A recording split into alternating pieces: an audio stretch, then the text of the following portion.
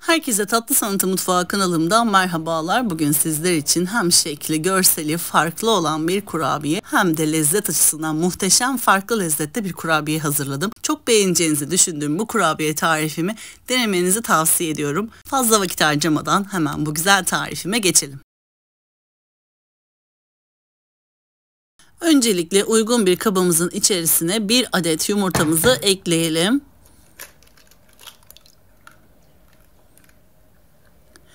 1 su bardağı toz şekeri ekleyelim. Kullanmış olduğum su bardağı ölçüm 200 mililitredir. Toz şekeri yerine dilerseniz pudra şekeri de ekleyebilirsiniz. Ben toz şekeri ekledim ve 1 paket toz vanilya ekliyorum. Bu 3 malzememi çırpıcı yardımıyla karıştırıyorum. Bu aşamada yumurta ve şekerin güzelce karışıp kaynaşması gerekiyor. Dilerseniz daha kısa sürede yapmak isterseniz elektrikli mikserle de çırpabilirsiniz. Ben el çırpıcısıyla yaklaşık 3 dakika kadar karıştırdım. Rengi hafif açıldıktan sonra diğer malzemelerimizi eklemeye başlayabiliriz. 190 gram tereyağı ekliyorum. Yarım su bardağı mısır nişastası ekliyorum. Mısır nişastası eklemenizi tavsiye ederim çünkü kurabiyelerin daha kıyır olmasını sağlıyor. Mısır nişastası yoksa eğer buğday nişastası da aynı ölçüde ekleyebilirsiniz. Yarım su bardağı çekilmiş ceviz ekliyorum. Ceviz yerine dilerseniz kavrulmuş fındık veya bademle de yapabilirsiniz. 2 su bardağı un ekliyorum ve 1 çay kaşığı hamur kabartma tozu ekliyorum. Öncelikle 2 su bardağı unumu ekliyorum ki kıvamını gördükten sonra ona göre ekleme yapacağım. O yüzden unu mutlaka kontrollü bir şekilde eklemeye özen gösterelim. Her ne kadar tam ölçü sizlere vermiş olsam da bazen yumurtanın büyüklüğüne göre veya unun markasına göre değişen ölçüler olabiliyor. O yüzden unu eklediğimiz zaman her zaman kontrollü eklemeye özen gösterelim. Gördüğünüz gibi 2 su bardağı un eklemiştim. Hamurum biraz cıvık cıvık olduğu için yarım su bardağından biraz daha fazla olacak şekilde un ekledim. Ve tekrardan yoğuruyorum.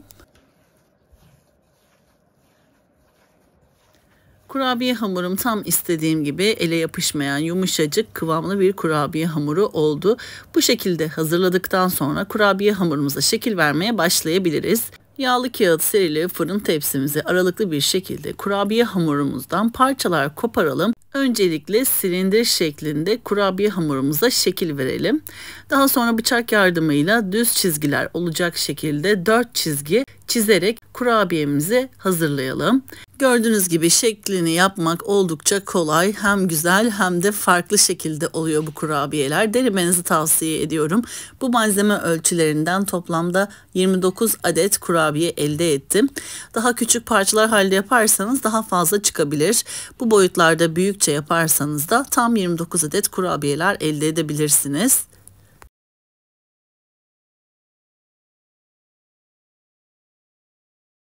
Bu aşamaları hızlandırıyorum ki sizler de sıkılmayın ama her aşamasını da görün istiyorum. Bazen ilk şekil yapıldığı zaman şeklin farklı olmasından dolayı algılamakta zorluk yaşayabiliriz. O yüzden ben birkaç deneme yaptım ve sizlere tüm detaylarıyla göstermeye çalışıyorum. Kurabiyelerimizi bu şekilde hazırladıktan sonra önceden ısıtılmış 170 derecelik fırın ayarımızda kurabiyelerimizi ağır ağır pişirelim. Ben yaklaşık fırınımda 13 dakika kadar tuttum ama lütfen kontrollü bir şekilde pişirmeye özen gösterelim. Bu kurabiyeler beyaz renginde kalmalı, o yüzden düşük derecede ağır ağır pişmeli. Rengini kaybetmeden, çok fazla yakmadan, piştiğinden emin olduktan sonra fırından alalım. Gördüğünüz gibi ilk tepsim hazır. Çok güzel piştiler.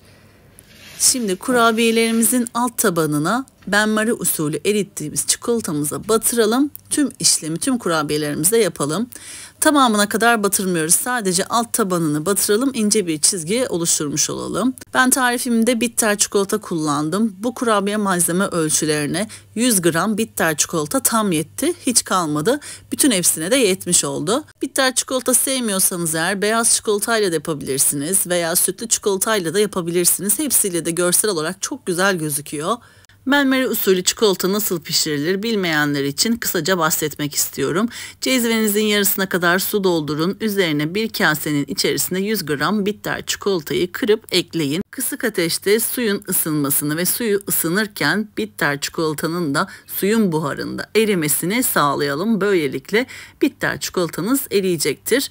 Eridikten sonra kurabiyelerimiz soğuduktan sonra bitter çikolataya alt kısmını batırabilirsiniz. Bu şekilde teker teker kurabiyelerinizi bitter çikolataya batırdıktan sonra buzdolabında yaklaşık bir 10-15 dakika kadar bekletelim. Çünkü alt kısmındaki çikolataların donmasını sağlayalım. Donduktan sonra servis edebilirsiniz. Yakından da gördüğünüz gibi muhteşem güzel bir kurabiye oldu.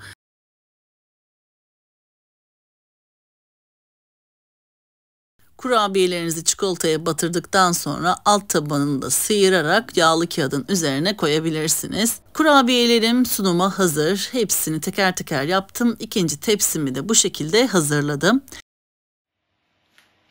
Buzdolabımda 10 dakika beklettikten sonra hemen yağlı kağıdın üzerinden alıyorum. Bakın kolaylıkla çıkıyor.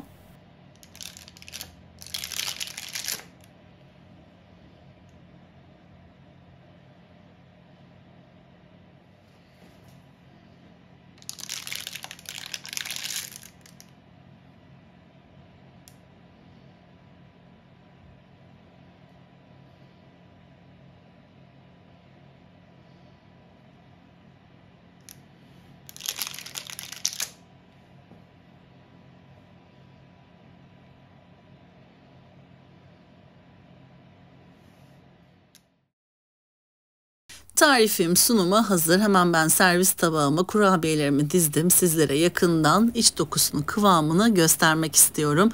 Gördüğünüz gibi sunum tabağında bile görseli şahane duruyor. Sizler kurabiyenin iç dokusunu, kıvamını izlerken ben de sizler için küçük bir hatırlatmada bulunmak istiyorum. YouTube kanalıma henüz abone olmadıysanız YouTube kanalıma abone olmayı, paylaştığım videolarıma beğeni bırakmayı lütfen unutmayınız. Gün aşırı yepyeni tariflerimi kanalımda sizler için paylaşıyorum. Anında haberdar olabilmek için bildirim zilini lütfen açınız.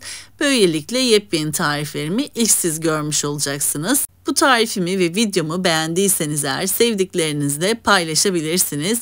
Beni hangi şehirden veya ülkelerden takip ediyorsanız yorum kısmına mesaj yazmayı unutmayınız. Hepinize teker teker dönüş sağlıyor olacağım. Böylelikle sohbet etmiş oluruz. Kanalımda görmek istediğiniz, sevdiğiniz tarifler varsa yorum kısmına yazabilirsiniz. Bu tarifimi denedikten sonra henüz tarifimi denememiş olan kıymetli takipçilerime fikir olması amaçlı düşüncelerinizi yorum kısmına yazarsanız çok sevinirim. Böylelikle bir tarifimin daha sonuna geldik. Beni buraya kadar izlediğiniz için çok teşekkür ediyorum. Bir sonraki yepyeni tarifimde tekrardan sizlerle görüşmek üzere. O zamana kadar kendinize çok iyi bakın. Hoşça kalın.